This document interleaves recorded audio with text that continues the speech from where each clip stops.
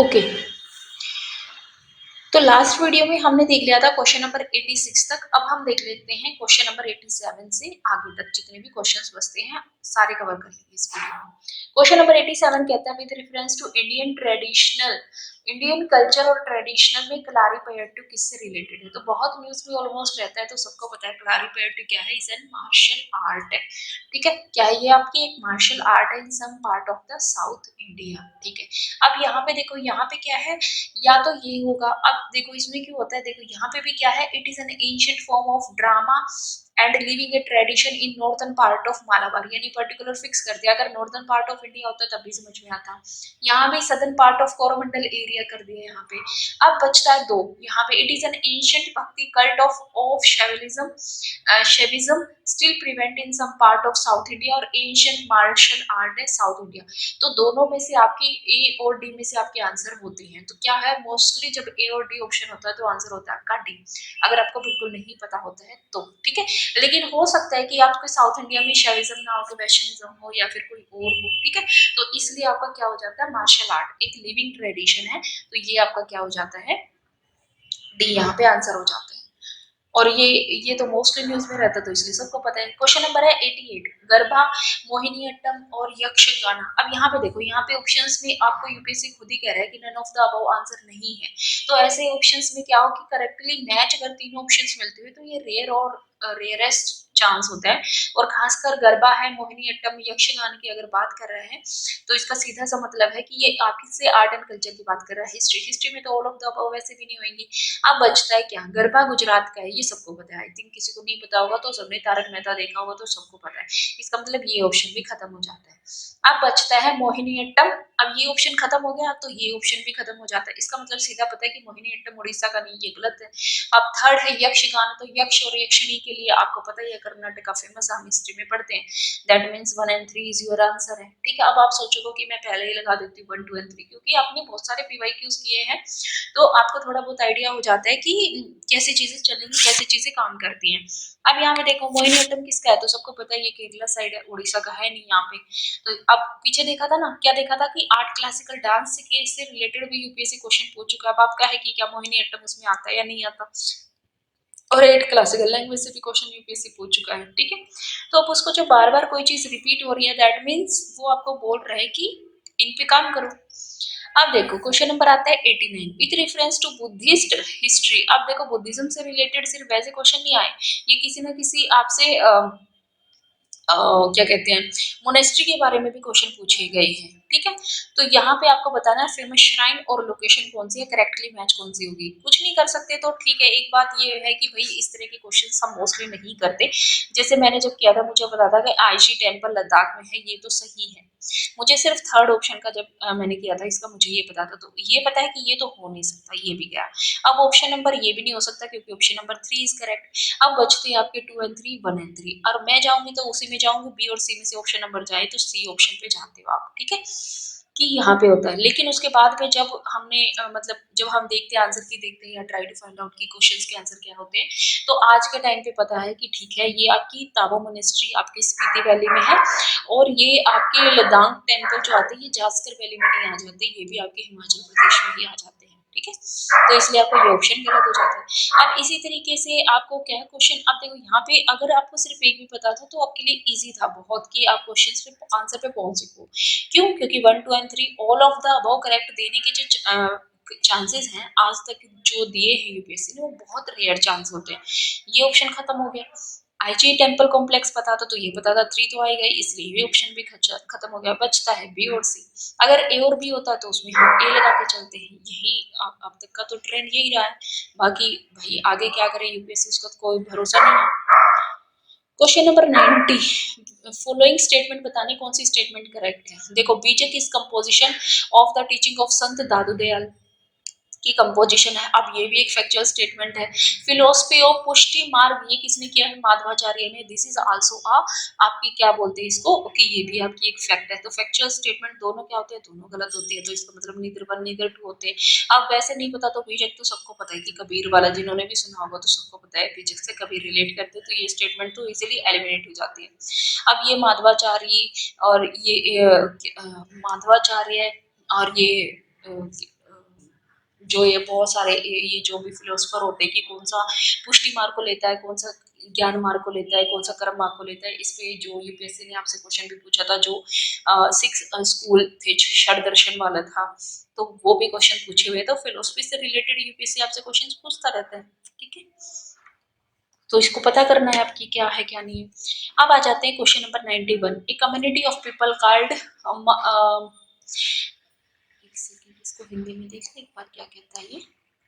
Community है मंगानियार, okay जी, ये किसके लिए जाना जाता है? मार्शल आर्ट है नॉर्थ ईस्ट इंडिया में, म्यूजिकल ट्रेडिशन है नॉर्थ वेस्ट इंडिया में, क्लासिकल वोकल म्यूजिक है साउथ इंडिया में, पितृदुरा ट्रेडिशन है सेंट्रल इंडिया में। अब देखो इस तरीके, इसमें क्या था कि मुझे बिल्कुल आइडिया नहीं था, अब इसमें मैं कैसे आइडिया लगाऊं कि अगर ये है तो गलत हो जाएगा, ये है तो सही हो जाएगा, तो मेरे को इसके बारे में कोई मतलब ऐसा बेसिक सा आइडिया था नहीं, तो इस क्वेश्चन को क्या होता है वहां पे छोड़ दो। लेकिन आज के टाइम पे पता है कि ये म्यूजिकल ट्रेडिशन है नॉर्थ वेस्ट इंडिया में, कहाँ पे ये स्पेशली राजस्थान वगैरह। अब जो वहाँ के लोकल लोग होंगे वो ऐसे क्वेश्चंस कर जाते हैं, इसका मतलब ये थोड़ी है कि आपको सब कुछ करना है। और ना मैं ये कह रही कि बिल्कुल कि यूपीएससी की अगर आप पीवाई करोगे तो आप 100 के 100 क्वेश्चंस को कर सकते हो, भाई भगवान थोड़े हैं हम, बच्चे ही तो है। क्वेश्चन नंबर है 92। 92 क्या कह रहा है? क्वीन विक्टोरिया की प्रोक्लेमेशन ऑफ 1858 के बारे में आपसे क्वेश्चन पूछा हुआ है। देखो क्या कह रहे हैं, ऑल ऑफ द अबव तो होंगे नहीं, तीनों के तीनों तो चांसेस मिलने कम है। ओके जी, देख लेते हैं क्या है। To regulate East India Company trade with India, East India Company के ट्रेड को रेगुलेट करने के लिए तो ये बिल्कुल भी नहीं आया था, ठीक है। वो तो पहले ही ऑलरेडी पहले ही आपका ट्रेड रेगुलेट हो चुका था, कुछ 1813 वाले से हुआ था, कुछ उससे आगे से हो गया था। इसका मतलब थर्ड वाला गलत हो गया। देखो ये फिर से प्रूफ होता है ना कि ऑल ऑफ द वो ठीक नहीं है, तो थर्ड स्टेटमेंट गलत, इसका मतलब दो तो है ही है। आप देखो दो में क्या कहता है, to place the Indian administration under British Crown, तो सीधी बात है क्वीन विक्टोरिया की प्रोक्लेमेशन है, तो वही तो आपका क्या है, ब्रिटिश क्राउन है, कॉम्प्लीमेंट्री स्टेटमेंट है। To disclaim any intention to annex Indian state, क्यों 1858 के बाद की बात के अराउंड की बात है, तो इसका मतलब है आपका क्या हुआ था, 1857 की क्रांति हो चुकी थी। अगर क्रांति हो चुकी थी तो ऑब्वियस सी बात है ना कि जिसकी वजह से क्रांति हुई थी अब वो चीज तो करेंगे।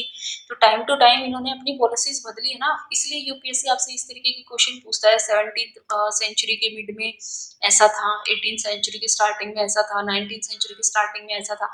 तो आपको एक टाइम पीरियड, अगर आप एक बेस टाइम पीरियड बना के करते हैं तो वो क्या है, आपको इजी होता है याद करना। अब यूपीएससी कभी आपसे पूछता है गवर्नमेंट ऑफ इंडिया 1935 के एक्ट के बारे में, 1919 के एक्ट के बारे में पूछ चुका है, 1813 के बारे में पूछ चुका है, क्वीन विक्टोरिया के बारे में पूछ चुका है। ये जितने भी सारे एक्ट हैं, अगर उसके बाद भी हम नहीं पढ़े और हम कहें कि पता नहीं कहाँ से आ गया, तो वो तो हमारी गलती है। इबादत खाना है फतेहपुर सीकरी, तो इबादत खाना सबको पता है, इबादत खाना जिसमें भी मेडाइवल हिस्ट्री पढ़ी है नहीं पढ़ी है, जोधा अकबर देखा है, सबको पता है मेडाइवल हिस्ट्री क्या है, कहाँ पे है ये आपका मेडाइवल हिस्ट्री। कोई ये मॉस्क है बिल्कुल नहीं है। उसके बाद प्राइवेट प्रेयर हॉल है नहीं, हॉल है जहाँ पे अकबर डिस्कशन करना पसंद करते थे, वही है इबादत खाना। ओके, क्वेश्चन नंबर आ जाता है, क्वेश्चन नंबर 94। 94 क्या कह रहा है, in the context of food and nutritional security of India, अगर हम एनहांस करते हैं सीड रिप्लेसमेंट रेट को वेरियस क्रॉप की, तो वो आपको हेल्प करेगा in achieving the food production target in future. लेकिन कुछ कंस्ट्रेंट है, क्या कंस्ट्रेंट है, ठीक है जी, कंस्ट्रेंट देख लेते हैं जो इसको रुकावट पैदा करते हैं, देख लेते हैं क्या होता है। There is no national seed policy in place, no बिल्कुल नेगेटिव स्टेटमेंट है, एक्सट्रीम स्टेटमेंट है। तो अगर हम करना चाहते हैं ऐसा, तो इसका मतलब तो ऑब्वियस सी बात है कोई ना कोई तो पॉलिसी होगी, तभी तो हम करना चाहते हैं एनहांस करने के लिए, तभी तो गवर्नमेंट ने सोचा उस चीज को, अदरवाइज कैसे सोचेंगे। इसका मतलब वन ऑप्शन इसका इनकरेक्ट, ये तो गलत हो गया। There is no participation of private sector, private sector के बिना क्या होगा, तो ये भी गलत है, बी भी गलत है। ऐसा हो सकता है कि गवर्नमेंट का कंट्रोल ज्यादा हो, ऐसा हो सकता है कि प्राइवेट सेक्टर का कंट्रोल ज्यादा हो, बट ऐसा कभी नहीं हो सकता ना कि पूरी तरीके से फूड से रिलेटेड, एग्रीकल्चर से रिलेटेड चीजों पे अगर प्राइवेट का को पार्टिसिपेट नहीं करेंगे तो फिर कैसे काम चलेगा। There is a demand supply gap, बिल्कुल बात है, डिमांड सप्लाई गैप है regarding quality seeds of low volume and high volume, इसका मतलब option number B is your correct answer, ठीक है। अब इस तरीके में आपको थोड़ी ना पढ़ने की जरूरत थी, अब देख लो नेशनल सीड पॉलिसी क्या कहता है, आप थोड़ा बहुत देख ले उसमें क्या है। क्वेश्चन नंबर 95 कहता है इको सेंसिटिव जोन है, कौन सी स्टेटमेंट करेक्ट है। देखो पहली स्टेटमेंट में क्या कह रहा है, इको सेंसिटिव जोन डिक्लेयर्ड होते हैं वाइल्ड लाइफ प्रोटेक्शन एक्ट, अगर एनवायरमेंट पढ़ा है तो आपको पता होगा वाइल्ड लाइफ प्रोटेक्शन एक्ट 1972 के अंतर्गत इको सेंसिटिव जोन नहीं होते, 1986 के एक्ट के अंतर्गत आते हैं। नहीं पता तो अपना वही आपको क्या करना है, पीवाई की उसकी नॉलेज लगानी है कि एक्ट दे रखा है तो मे भी हो सकता है एक्ट चेंज दे रखा हो, क्योंकि यहाँ पे कुछ सेंसिटिव जोन की बात कर रहे हैं, यहाँ पे वाइल्ड लाइफ प्रोटेक्शन की बात कर रही है, गलत है। अब देख लो वाइल्ड लाइफ प्रोटेक्शन एक्ट के अंतर्गत और कौन कौन सी किस किस को डिक्लेयर किया गया है, क्या नेशनल पार्क को कहाँ पे डिक्लेयर किया गया है, आपकी जो बायोस्फीयर रिजर्व है उसको कहाँ पे किया गया है, जो आपके WS LS आते हैं उनको कहाँ पे किया गया है, रिजर्व फॉरेस्ट कहाँ पे किए गए हैं, अब ये देखने का काम हमारा है। डिक्लेरेशन का पर्पस क्या है इको सेंसिटिव जोन का, is to prohibit all kind of human activity, सभी को प्रोहिबिट करना, बिल्कुल नहीं, सभी को प्रोहिबिट कैसे करोगे, जब भी आप सस्टेनेबल की बात कर रहे हो, इको सेंसिटिव का मतलब ये थोड़ी होता है कि आप ह्यूमन का इंटरफेस फेयर बिल्कुल ही नहीं कर रहे हो, और जो वहां पे कम्युनिटी रह रही है उसका क्या बनेगा फिर, तो option number D is your correct answer. Question number है 96, इसी तरीके का क्वेश्चन है, देखो सेम क्वेश्चन है, ये जो वेलफेयर फंड है, बोर्ड है, एनिमल वेलफेयर बोर्ड, ये आपकी एनवायरमेंट प्रोटेक्शन एक्ट के अंतर्गत है, देखो है ना सेम। तो क्या होगा, यहाँ से पता चला फैक्चुअल स्टेटमेंट गलत होती है तो ये भी गलत हो गया, आपका फैक्चुअल स्टेटमेंट गलत होगी, यानी इससे रिलेटेड नहीं है तो कौन सा होगा, एनिमल से रिलेटेड है, तो एक होता है ना कि हमेशा एनिमल वेलफेयर बोर्ड यानी क्रूएलिटी के अगेंस्ट जाता है, तो एनिमल क्रूएलिटी से रिलेटेड कोई एक्ट मिलेगा, इसका मतलब ये तो होगा नहीं। National tiger conservation authority statutory body है, ये सबको पता है स्टैट्यूटरी बॉडी है, कब आई थी आपकी 2005 में आई थी, तो इसका मतलब option number two is your correct. अब देखो वन गलत हो गया तो वन गलत होने पे ये भी गलत हो जाता है, ये भी गलत हो जाता है, दो को तो ढूंढने की जरूरत नहीं, दो तो ऑप्शन कहता है कि मैं ठीक हूँ, ठीक हूँ तो ठीक है भाई। नेशनल गंगा रिवर बेसिन की चेयर करते हैं प्राइम मिनिस्टर, तो ठीक है। अब आपको पता होना चाहिए कि नेशनल रिवर गंगा अथॉरिटी जो आई थी वो किसी का रिप्लेसमेंट थी, काउंसिल का रिप्लेसमेंट थी, तो वो किसी एक्ट से आई थी, बिल्कुल नहीं, ये किसी एक्ट से नहीं आई थी, ये एक ऑर्डर से आई थी, वो अगर ये एक ऑर्डर से आई थी तो इसके अगर चेयर करते प्राइम मिनिस्टर, तो आपको पता होना चाहिए कौन से मिनिस्टर हैं जो इसके वाइस चेयरमैन आते हैं आपके एक किस्म से, ठीक है। उसके बाद आपके नेशनल टाइगर कंजर्वेशन अथॉरिटी में भी आपको यही ध्यान देना है कि कौन सी मिनिस्ट्री के अंतर्गत आती है, यूपीएससी ये भी तो पूछ सकता है आपसे एक आगे बढ़ के कौन सी मिनिस्ट्री के अंतर्गत आती है, जो कि ऑलरेडी पूछता है यूपीएससी। यहाँ पे आंसर क्या बना, आपका आंसर बन गया B and sorry 2 and 3 is your answer. Okay, question number देखो 97। अब 97 देखने पे ना विटामिन और डेफिशिएंसी डिजीज, अगर हम पीछे देखेंगे तो पीछे हमने देखा था अगर ऐसे ऑप्शन है तो नन आंसर हमने देखा था, जो 2-3 क्वेश्चंस दिखे थे कि ठीक है देखो, बट वहां वो किस पे अप्लाई होता है, वो तब अप्लाई होता है जब आपको तीनों के बारे में बिल्कुल भी नहीं पता होता। इसका मतलब ये नहीं होता कि ट्रिक्स को हमें ब्लाइंडली फॉलो करना होता है, बिल्कुल भी नहीं।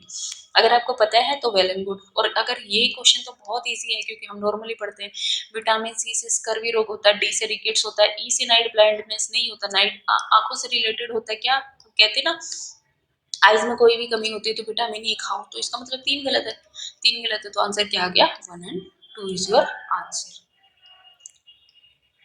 क्वेश्चन नंबर है 98 कह रहा है कुछ कंसर्न है, सम कंसर्न है रिगार्डिंग नैनो पार्टिकल से है of some chemical element that are used by industry in the manufacturing of various product by, क्यों कंसर्न है, किसी तरीके की कंसर्न है, कंसर्न होने का मतलब वो हार्मफुल होगी किसी न किसी तरीके से, they can accumulate in the environment, बिल्कुल कर सकती है, और इसी को क्या बोलते हैं कंटामिनेशन भी बोलते हैं, और साथ ही साथ फूड चेन वाला सिस्टम यहाँ पे आ जाता है, ठीक है, फूड चेन वाला सिस्टम आ जाता है कि एक को खाते हैं दूसरे पे जाते हैं, बायो अक्यूमुलेशन जिसको आप बोलते हो, बायो अक्यूमुलेशन, ठीक है।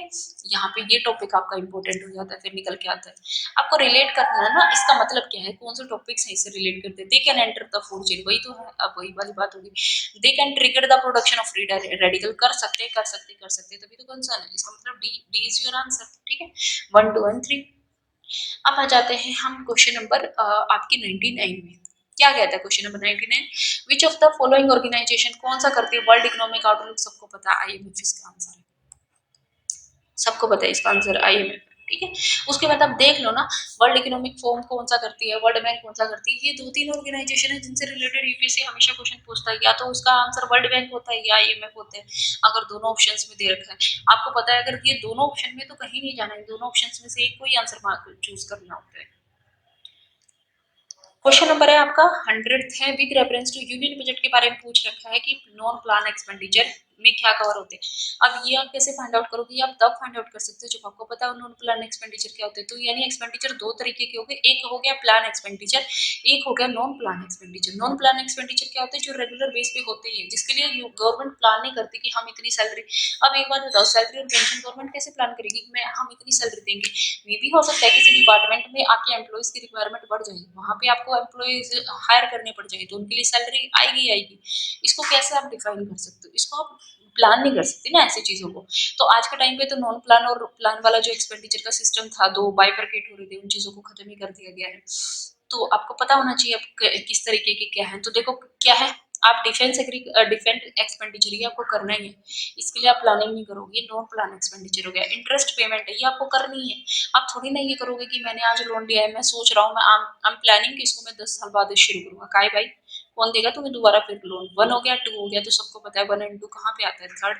इसका मतलब वन टू थ्री फोर, अगर आपको चारों भी नहीं पता तो सैलरीज पेंशन भी ऐसा ही है, आपकी सब्सिडीज भी ऐसी है। क्या बता, क्या पता आपके नए इलेक्शन आ जाए, इलेक्शन में भाई लोगों को लुभाने के लिए हो सकता है कोई नई स्कीम आए, इसके स्कीम में कोई सब्सिडी आ जाए, ठीक है। तो ये अब आई थिंक 2014 वाला जो है हमारा वो कंप्लीट हो गया है, और अब हम क्या करते हैं कि उसके बाद ट्राई करेंगे, अब अगला शुरू करेंगे पेपर, ठीक है। अगर आपको ये वीडियो पसंद आई तो हमारे चैनल को लाइक शेयर और सब्सक्राइब करें, और अगर आपकी कोई कमेंट है, कोई सजेशन है, तो आप हमें बिल्कुल कमेंट बॉक्स में लिख सकते हैं। मिलते हैं नेक्स्ट वीडियो में, till then thank you, bye bye.